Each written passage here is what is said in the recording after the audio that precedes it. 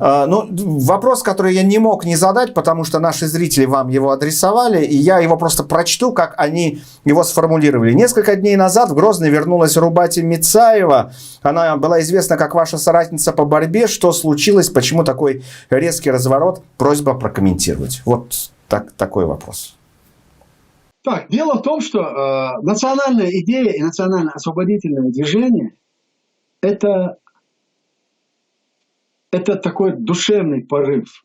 Люди делают свой выбор и продолжают отстаивать те или другие ценности, добиваясь реализации этой идеи. Поэтому в нашем случае тоже не исключение. Идея национальной независимости, она жива, она живет и она будет жить, независимо от того, кто, куда и кто ее предал или не предал. Рубати Мицаева, я с ней познакомился, в принципе, здесь, за границей. Да? Она проделала огромную работу, оказывая помощь беженцам.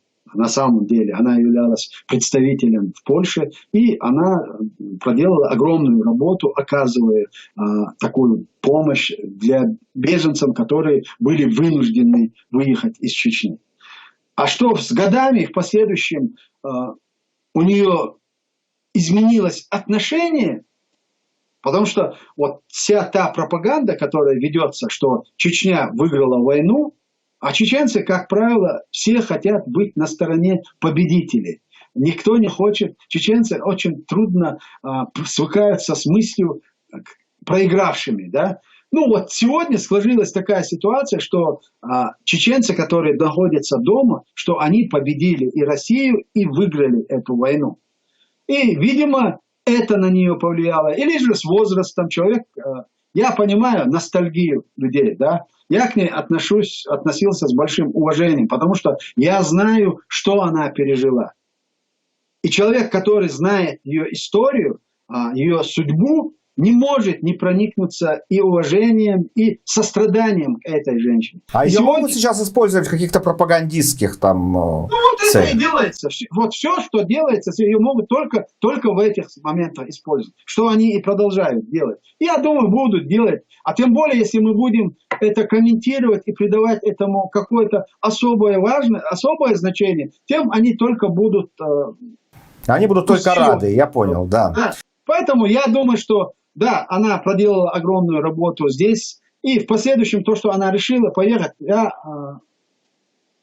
за нее действительно считаю, что этот выбор, ее выбор, он неправильный. Он в первую очередь навредит и ей, и ее семье. Потому что я знаю, как искренне она вела ту работу, которую она вела. Ну, у нее характер. Ну, она больная женщина на самом деле. И психологически, и физически, и ментально. У нее были проблемы. И врачи, немецкие врачи это знают. Но она более года не являлась ни моим представителем, не была представителем Польши уже более года назад. Она мне сказала, что она хочет заниматься правозащитной деятельностью. Мы ее освободили, и она в последующем, видимо, уже решила заняться правозащитной деятельностью под патронажем Рамзана Кадырова. Ну, Бог есть судья. Ну что ж, это ее выбор. Да, я понял ваш ответ. Я понял. Извините, если вдруг поставил вас в неловкое положение. Ну что? Нет, ничего подобного. Ну и самое последнее. Вы можете высказать свои пожелания зрителям нашего канала. Может быть, вы выскажете свое видение того, каким будет 22-й год. Ну и что-то пожелаете. Да, желаю я, конечно, всего хорошего, но, к большому сожалению, ничего не изменится. Путин еще будет оставаться на тех позициях, которые он, и мы в следующий год будем говорить, и не один раз будем говорить о его провокациях, об этих авантюрах. Но в любом случае жизнь продолжается, и люди должны рассчитывать и надеяться на хорошее. Я в любом случае желаю всем нашим зрителям, слушателям, нашим всем, кто неравнодушен к тем трагедиям, которые переживает и чеченский народ, и Украина. Мне подсказали, что я ударение делаю неправильно. И Украина, и Россия на самом деле.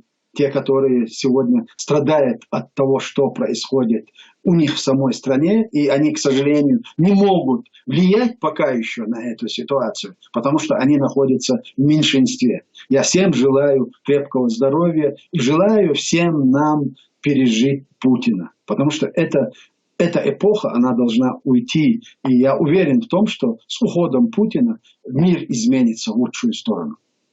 Спасибо вам большое, уважаемый Ахмед Халидович. Я со своей стороны и от наших зрителей желаю вам, безусловно, здоровья. Не болейте, ковид больше не цепляйте. Пожалуйста, берегите себя. И пусть у вас все будет хорошо. У вас и ваших близких. С нами был Ахмед Закаев. Спасибо за то, что смотрите Сотник ТВ. И, конечно же, не переключайтесь, оставайтесь с нами.